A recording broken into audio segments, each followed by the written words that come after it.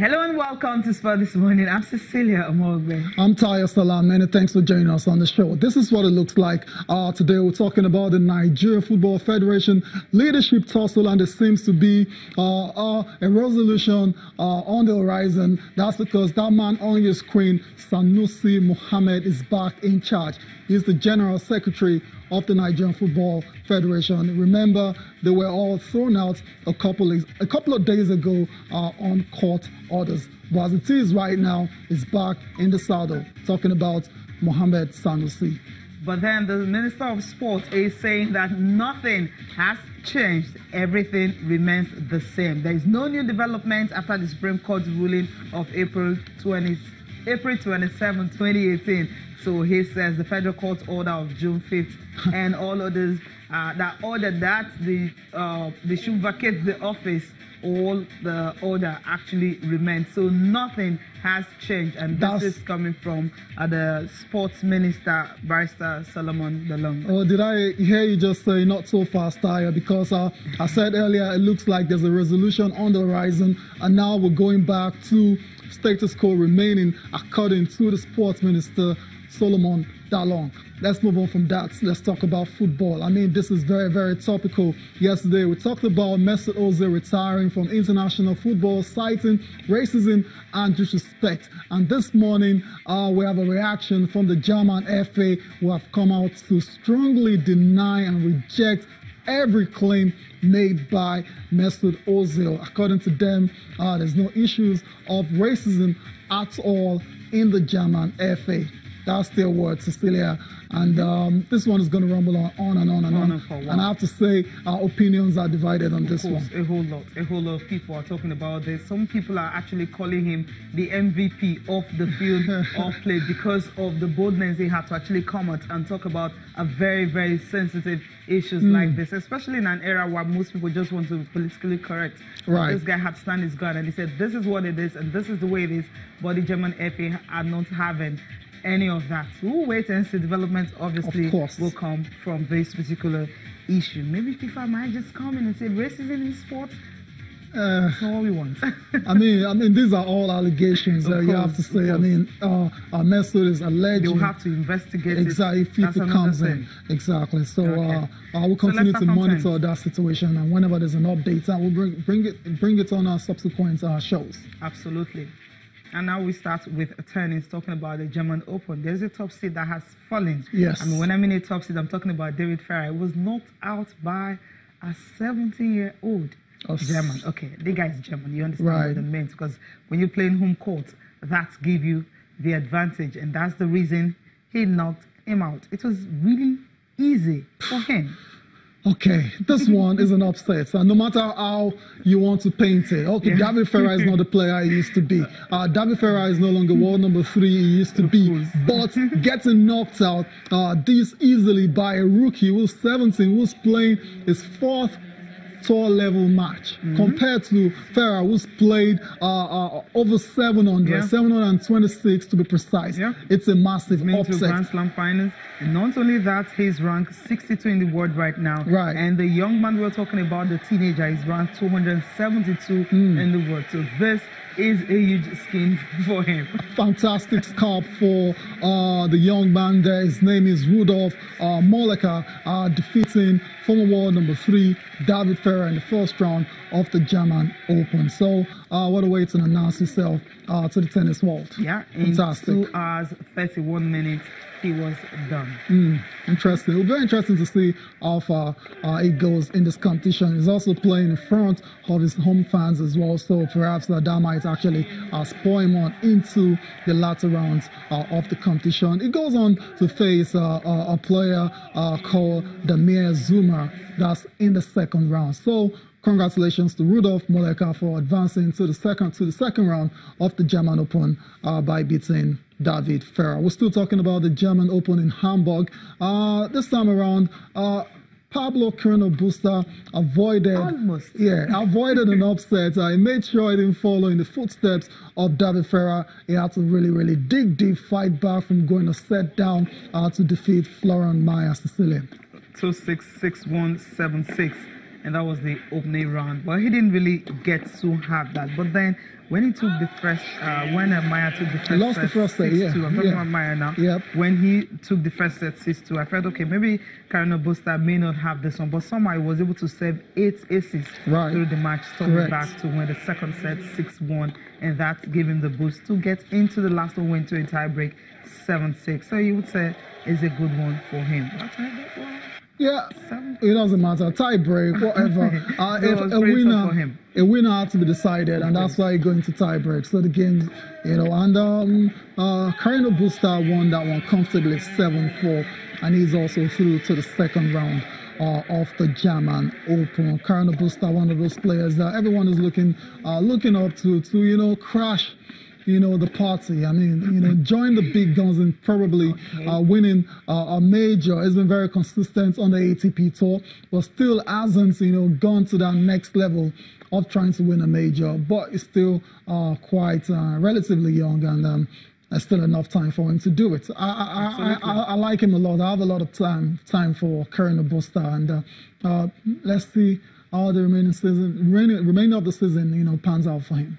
Yeah, it's not the only one you love. The next guy we're going to be talking about is another one that you love so much. Talking about Dominic Thiem. Yes. The supposedly the Prince of Clay. Prince of Clay. Absolutely. Yeah. Is he really the Prince of Clay? Yes, he is. Yeah, you said he's the Prince of Clay. But right now, because of his performance, he's actually rooting and hoping to have the impressive display. Talking about the third clay of the tournament. That's in Hamburg right here. He won his first game, but then he's not just looking at this one, he's also looking towards the ATP Tour Finals. I mean, only 8 players get to make that prestigious event. It's difficult for players to actually get that. So the top 8 make it. So it depends on how good you are all through the season, and if you're in the top 8, that's how you crash the party. It's a very difficult party to crash. When he has crashed it once, hopefully he can do it again. Yeah. Hopefully he can do it again. And I say he's the Prince of Clay because we saw him earlier in the year getting to the final of the French Open where he lost to the King. So obviously he's not ready to take over. He's not ready to dethrone Rafael Nadal. But apart from Nadal, he's the other guy that you can readily point at and say on clay he is a very, very competent player. But we're talking very consistent as well. But we're talking hard courts now. He's in Hamburg as well to getting ready for the German Open, and his sole aim is to try and qualify for the ATP World Tour Finals, like you said. And right now he's actually 6th in the standings for that qualification. Let's listen to him.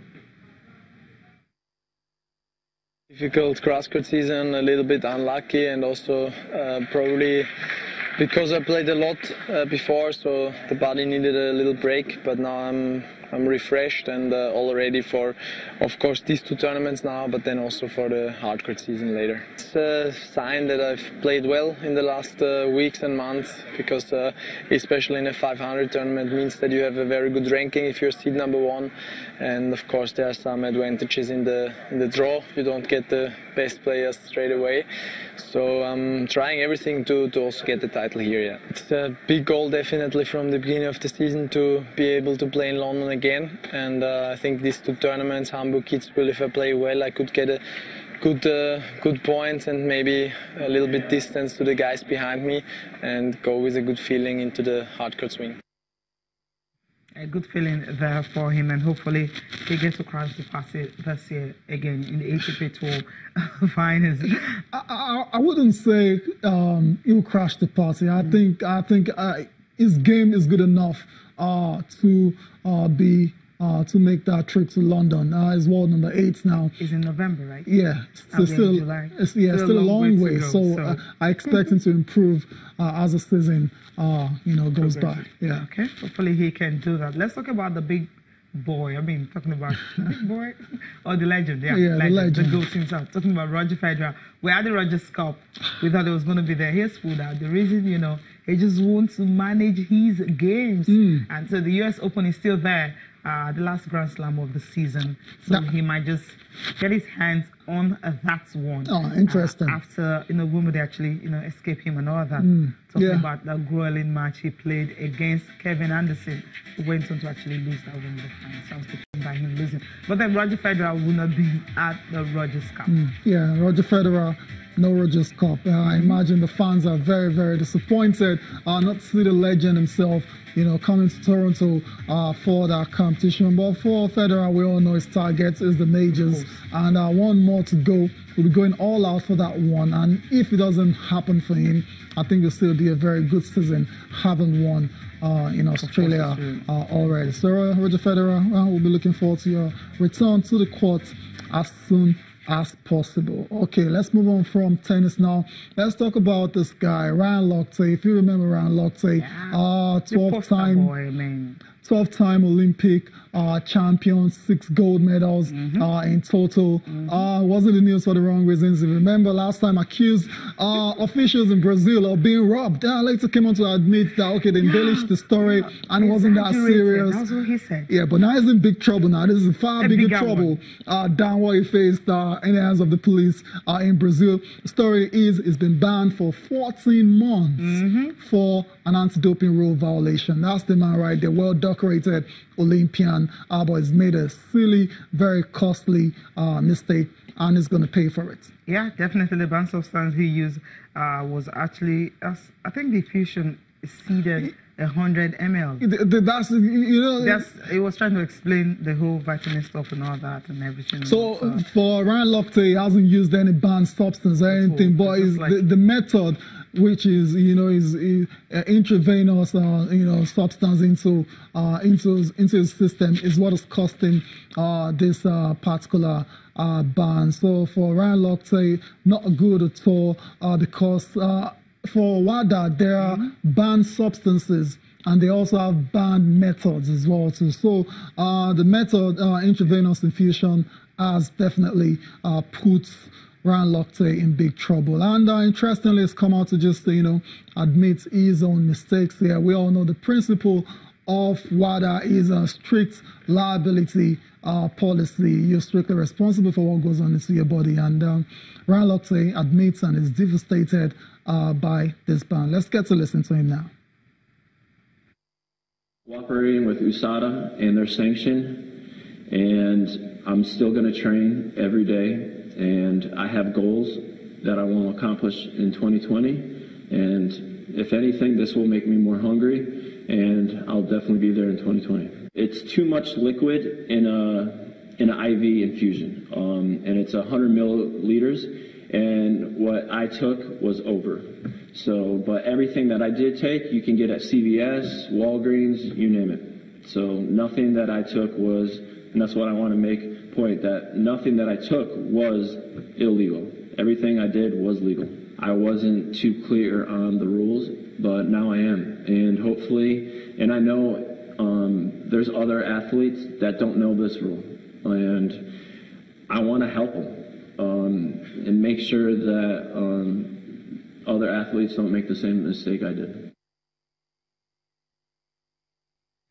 Costly mistake there by Ryan Lochte. As we were saying earlier, I mean, athletes are not usually allowed to use IVs unless if you're hospitalized or via an exemption. But he's done the wrong thing. Exactly. So too bad for him. I imagine others will learn from this. Let's still talk about the Olympics. This time we're going to Tokyo. Yeah, which is melting, right? Talking about the heat wave right there. It's not looking good for most of them at all. And that's what the organizers are talking about, different ways they can actually ensure that those coming for the Olympics in 2022 will not be scorched by the heat. Road surfaces are actually one of the countermeasures on heat introduced by the Tokyo Metropolitan Government and the national government. We are pleased to see that Tokyo Metropolitan Government has a plan to install this heat-proof road surfaces in the very city center.